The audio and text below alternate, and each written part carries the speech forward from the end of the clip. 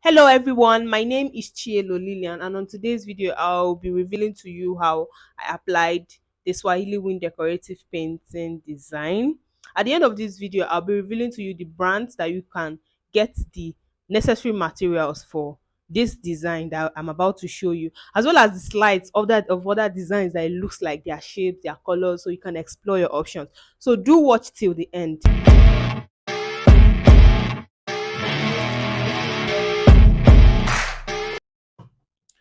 So I started with abrading the surface with a sandpaper and dusting it off, and I primed it with the Macnuga brand.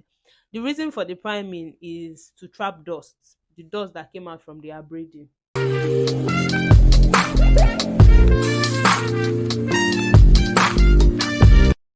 I'll be using a metallic gold on it.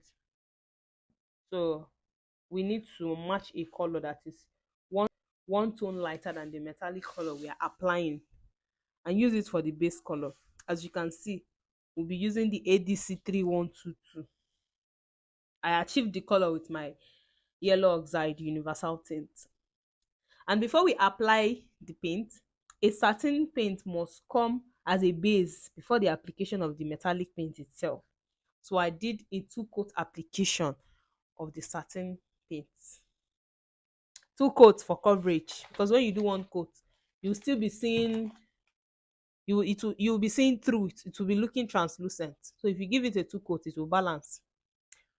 I gave it a border line so that it will look aesthetically pleasing at the end of your work. So it's very advisable you give it a border line, especially as a learner, so that your work will come out finer.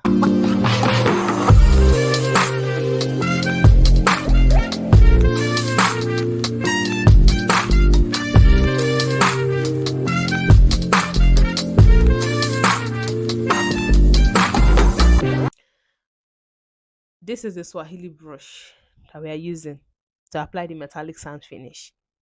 This is the only brush you can use to apply Swahili. It does not have improvisation. If you use a normal brush, you are going to spoil your work. So I would advise you get one if you want to apply it for yourself or you want to apply it for your client. I got this particular brush from the Riverdale brand. It wasn't this old when I got it actually. It was finer than this. So you don't judge it with this. I'm going to put my WhatsApp link on the description box so that you can reach out to me on any tool you want to buy, and I will refer you to the brand.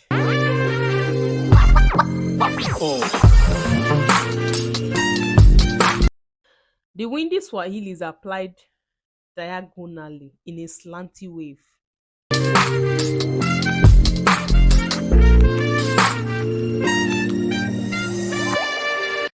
Apply a generous amount of paint and spread it out.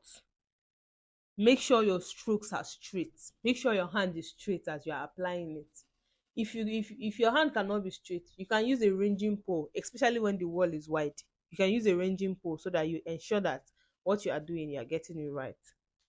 Scatter the sands beautifully so they do not overlap each other. Make sure that the sands, you are setting it well so that it doesn't overlap each other. That's why I want to send those other slides at the end of the video for you, so that you will see what other Swahili works looks like, and you will know how to imitate it and do yours.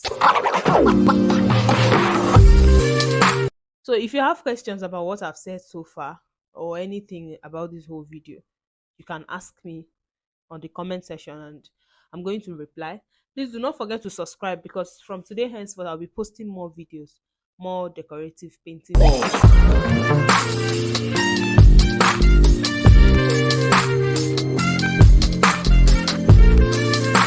To remove the borderline. I removed the borderline, and this is what a perfect Swahili wind decorative painting looks like.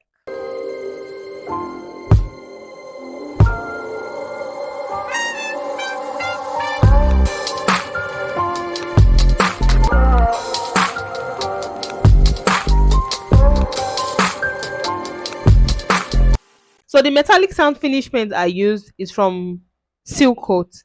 You can as well buy this similar paint from the Riverdale brand. You can buy it from Double Design. So these three brands, Riverdale, Silk Coat, and Double Design, is where you can find the metallic sand finish paint that I know here in Lagos, Nigeria.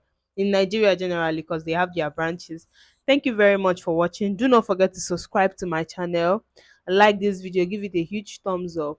Thank you very much. I'll see you in my next video.